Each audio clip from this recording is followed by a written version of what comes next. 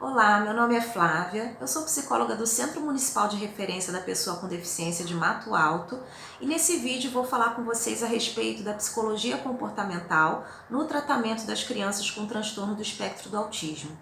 É importante ressaltar que a psicologia possui diversas abordagens e a psicologia comportamental é somente uma delas.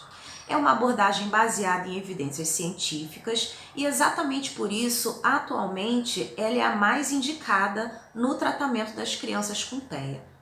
E para falar de psicologia comportamental, seriam necessárias algumas horas, mas como isso não é possível, nesse vídeo a minha ideia é oferecer para vocês uma compreensão mínima, do contexto onde a psicologia comportamental surgiu e os principais fundamentos dela. Acompanhando os slides, nós temos aqui primeiramente o tema do vídeo de hoje, psicologia comportamental e o tratamento de crianças com transtorno do espectro do autismo, TEA. No segundo slide já começamos a falar especificamente da psicologia comportamental, também chamada de psicologia comportamentalista, comportamentalismo ou behaviorismo. O behaviorismo é uma abordagem da psicologia que tem como objeto de estudo o comportamento. E o behaviorismo ele é dividido em duas vertentes, o behaviorismo metodológico e o behaviorismo radical.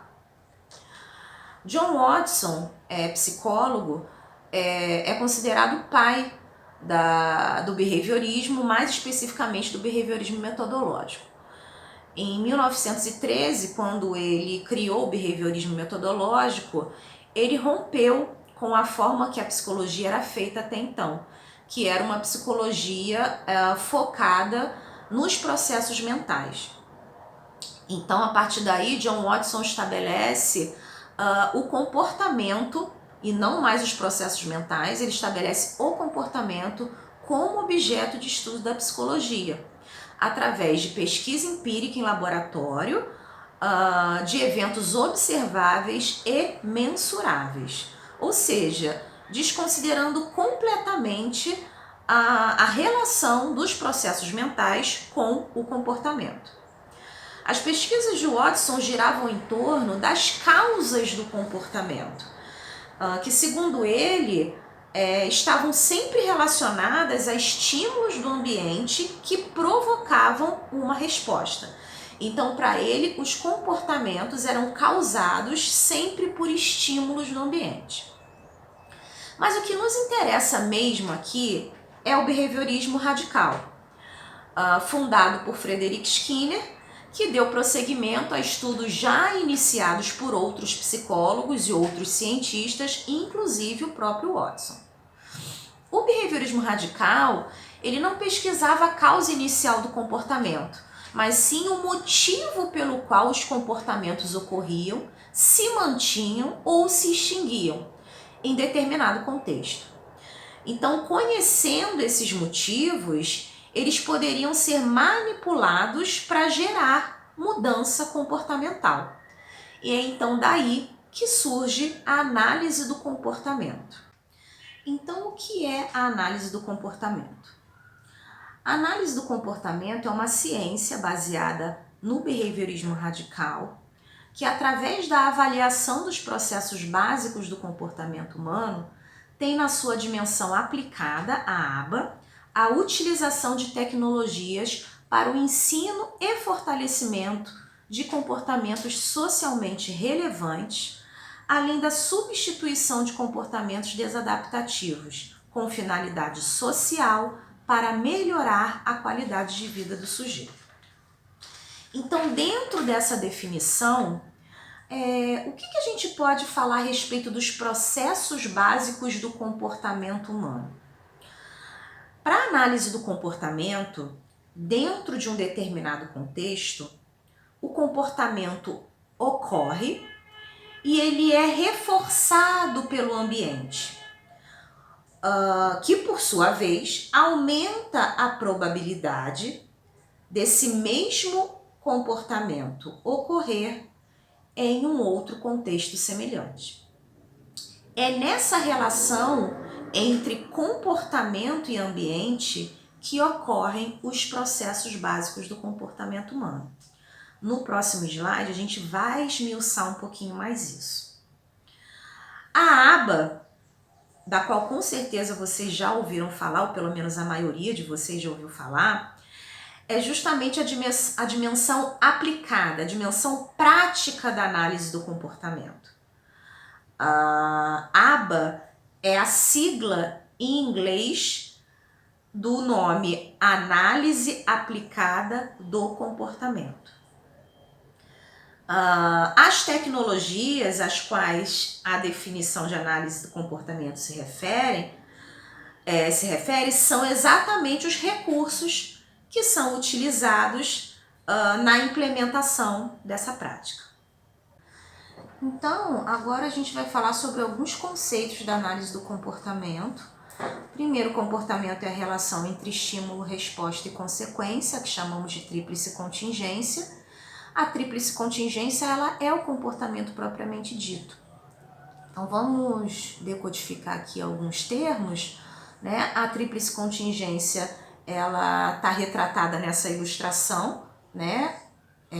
Na parte de baixo do slide, onde sempre há um estímulo antecedente. Estímulo antecedente é tudo que ocorre antes da emissão da resposta. Então, diante de um estímulo antecedente, uma resposta é emitida. Resposta é toda ação desempenhada por um sujeito. Mas resposta e comportamento, para análise do comportamento, não são a mesma coisa. A gente pode ter o exemplo de duas crianças pulando. Para análise do comportamento, essas duas crianças pulando estão emitindo a mesma resposta, mas não estão tendo o mesmo comportamento. Porque o comportamento ele vai depender das contingências na qual essa resposta está sendo emitida. Então, uma criança, diante de um estímulo antecedente específico, ela pula porque o pulo oferece para ela a sensação de prazer, porque o pulo oferece um estímulo sensorial, né? E esse estímulo sensorial, ele oferece uma sensação de prazer para essa criança.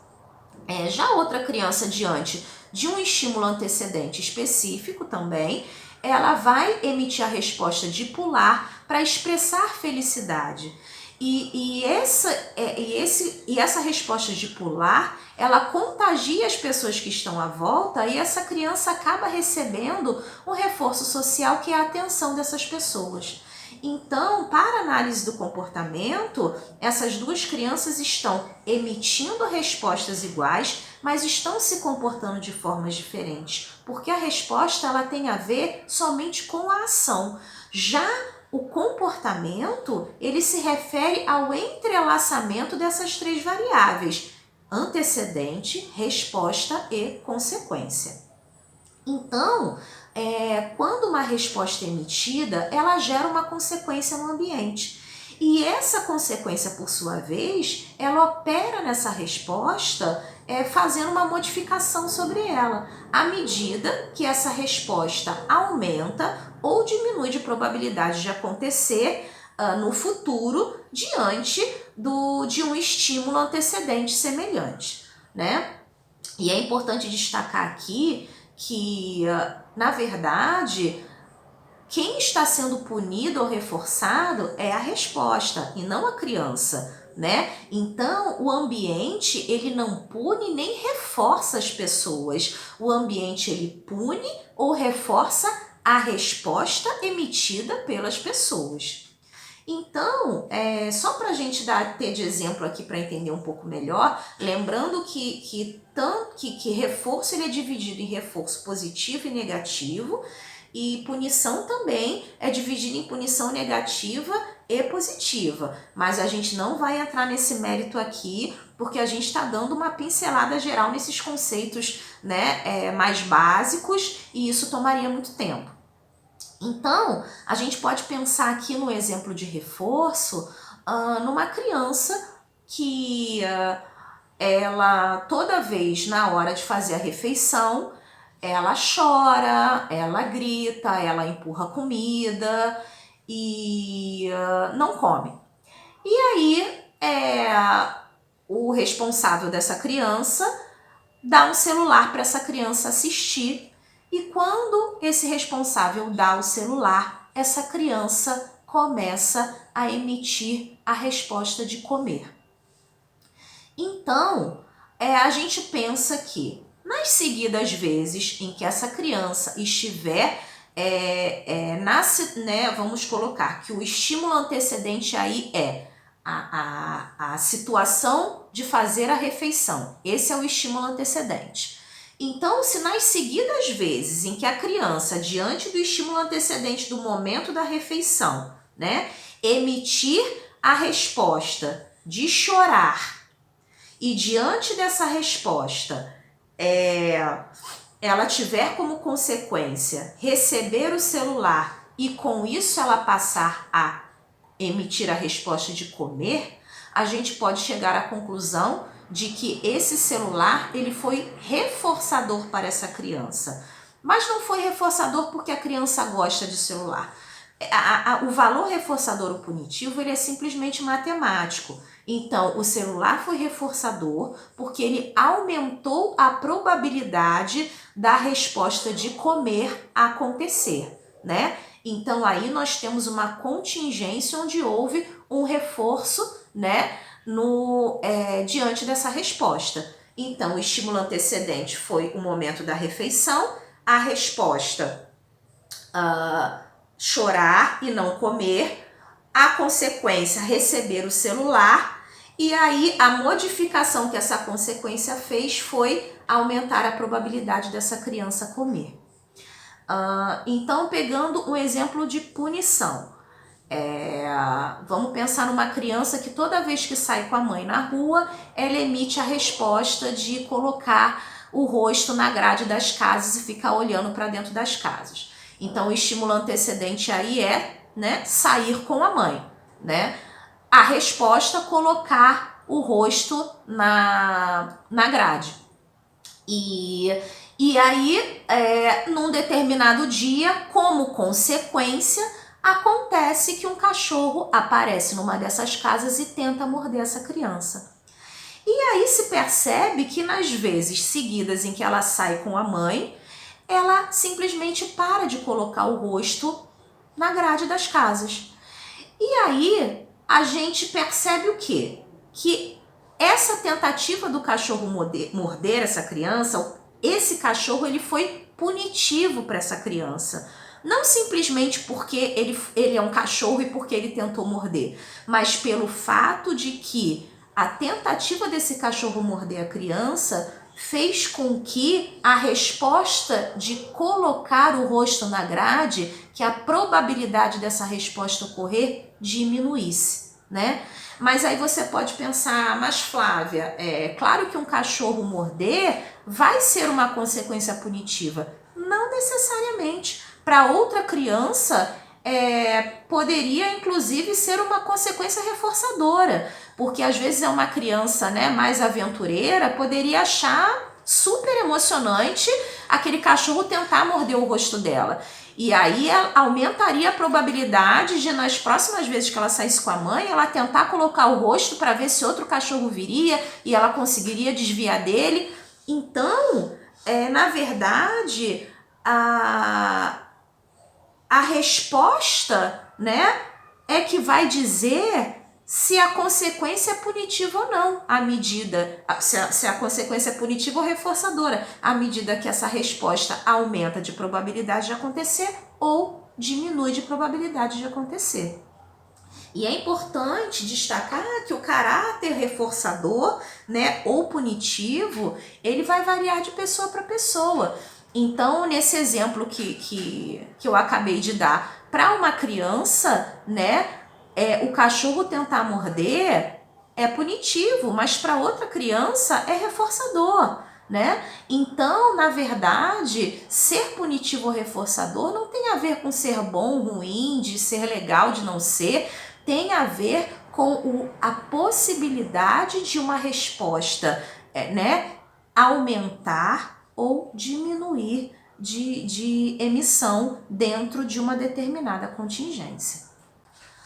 Um outro ponto é que o comportamento não se restringe a ações motoras, tá? Pular é comportamento, correr é comportamento. o contato visual é comportamento, falar é comportamento, pensar é comportamento. Então, os comportamentos eles vão muito além das ações motoras. No outro slide, ainda alguns conceitos da análise do comportamento. Né? A análise do comportamento compreende o comportamento a partir da sua função, ou seja, a função do comportamento tem relação com o reforço que ele quer atingir. Então, para a análise do comportamento, todos nós nos comportamos para buscar algum tipo de reforço.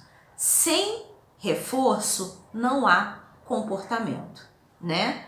E para análise do comportamento, nós nos comportamos sempre com o objetivo de atingir um de 4 tipos de reforço de uma forma geral, tá? Um é o reforço sensorial, tá? Que é muito comum o comportamento de estereotipias, né? Para a busca de reforço sensorial. As estereotipias não se resumem a isso, elas podem ter outros motivos, mas um dos motivos de algumas crianças desempenharem estereotipias é pelo estímulo sensorial prazeroso que elas causam nessas crianças.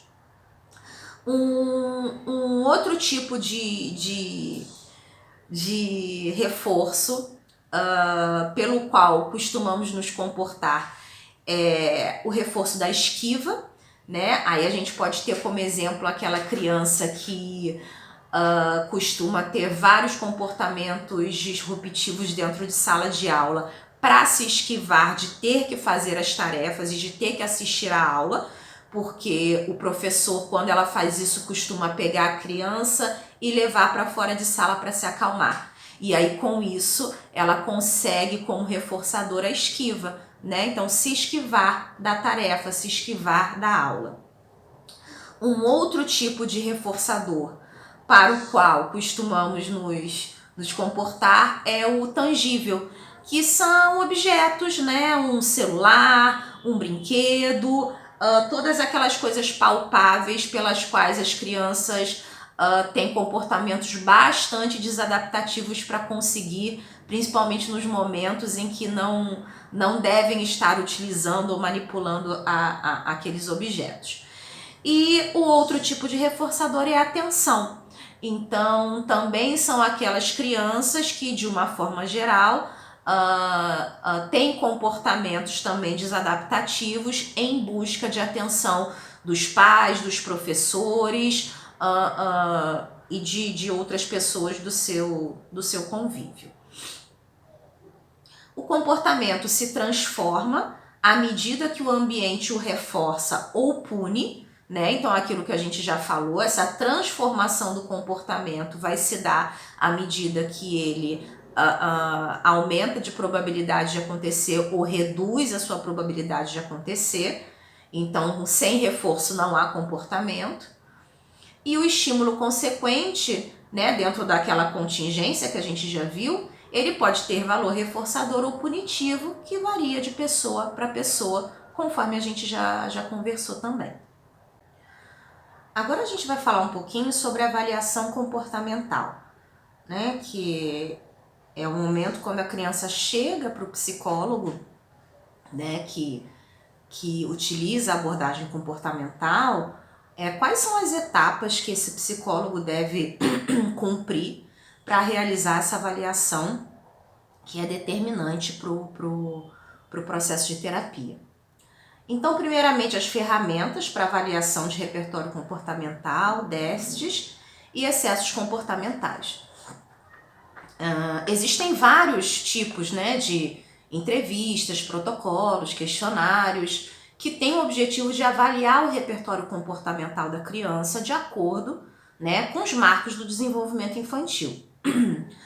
Com isso, é possível identificar os comportamentos já adquiridos pela criança, aqueles que estão em aquisição, né, e os déficits e os excessos comportamentais, que são aqueles comportamentos já adquiridos, mas que naquele momento não estão sendo desempenhados pela criança de forma funcional.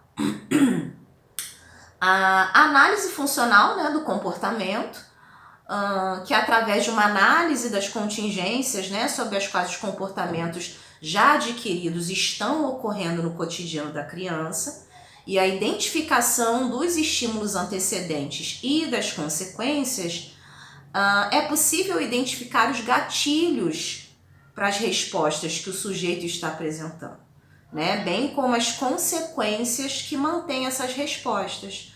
E com isso, fazer um manejo dessa resposta, né, gerando uma mudança comportamental.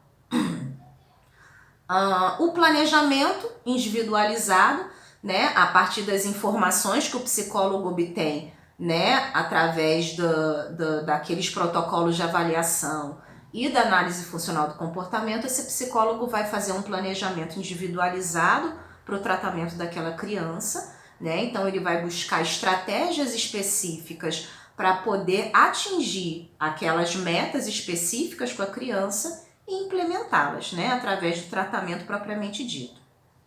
E de tempos em tempos a necessidade da reavaliação, né? Então é necessário estar continuamente reavaliando essa criança para que a gente possa ter ali uma resposta se o nosso tratamento está produzindo evolução no desenvolvimento daquela criança ou não. Somente através dessa reavaliação contínua é que a gente consegue ter esse parâmetro se está havendo evolução no desenvolvimento da criança ou não.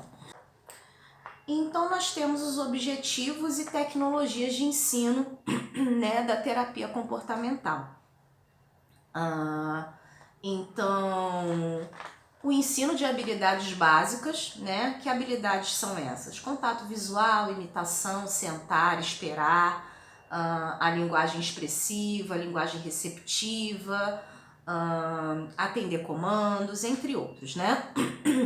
O ensino dessas habilidades básicas é essencial para aquelas crianças que chegam para o atendimento com um repertório comportamental muito reduzido, muito pobre, né? Habilidades mais complexas, né, como falar, escrever, tomar banho, só vão ser aprendidas, né, se a criança tiver desenvolvidas essas habilidades básicas no repertório dela. Então, às vezes a gente lida com familiares que chegam com uma criança e tem uma expectativa muito grande dessa criança falar quando essa criança sequer faz um contato visual com o outro, né? Então a gente não pode querer dar um passo maior que a perna, né? A gente começa com os comportamentos mais básicos para chegar até os mais complexos. E muitas das crianças que chegam para nós não chegam com todas essas habilidades básicas desenvolvidas. E aí primeiro a gente tem que trabalhar em cima do desenvolvimento dessas habilidades básicas para começar o ensino, né, de habilidades mais complexas. Ensino e aprimoramento de comportamentos socialmente relevantes, né? Através de modelagem, modelação, encadeamento, entre outros, né? Aqui eu não vou entrar em especificar, né, que tecnologias de ensino são essas, porque não cabe nesse vídeo, mas aqui nesses comportamentos socialmente relevantes entram as atividades de vida diária, as habilidades sociais, né, que são comportamentos extremamente complexos.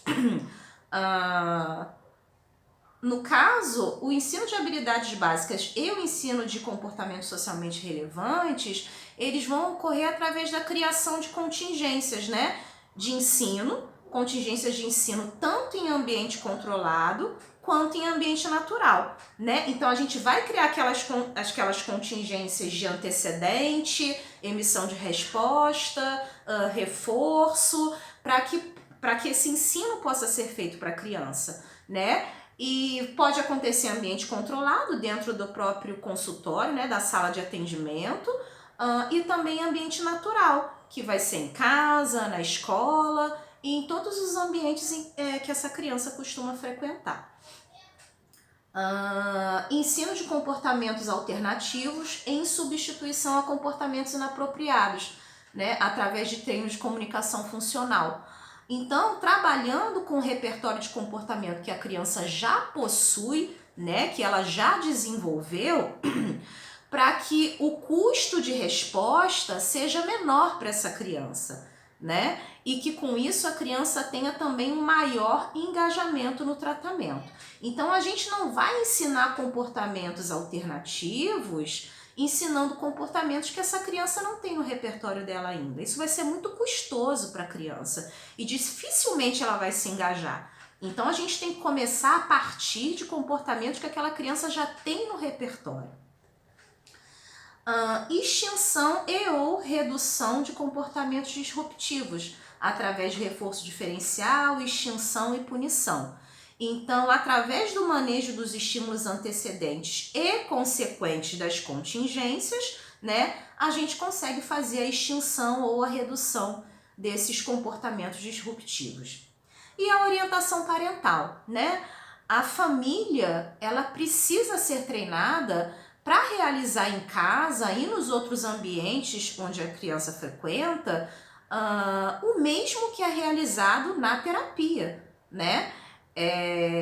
E que tem demonstrado resultado. Então, a partir do momento em que a gente realiza, né, ações com a criança, que a gente está percebendo que ela está conseguindo evoluir, a gente precisa orientar e treinar os pais para que eles façam a mesma coisa em casa, né? Até para que possa haver uma generalização do comportamento. Então a gente não quer que essa criança se comporte, né, da maneira ideal só dentro da sala de atendimento. A gente quer que essa criança se comporte de forma socialmente relevante em todos os ambientes da vida dela. Então a participação dos pais é fundamental, né? Porque senão não há generalização de comportamento.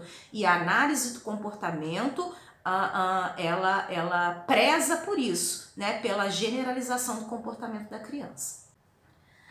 Enfim, é importante destacar, né, que a análise do comportamento, a psicologia comportamental, ela considera que toda criança, absolutamente toda criança tem capacidade de aprender, tá?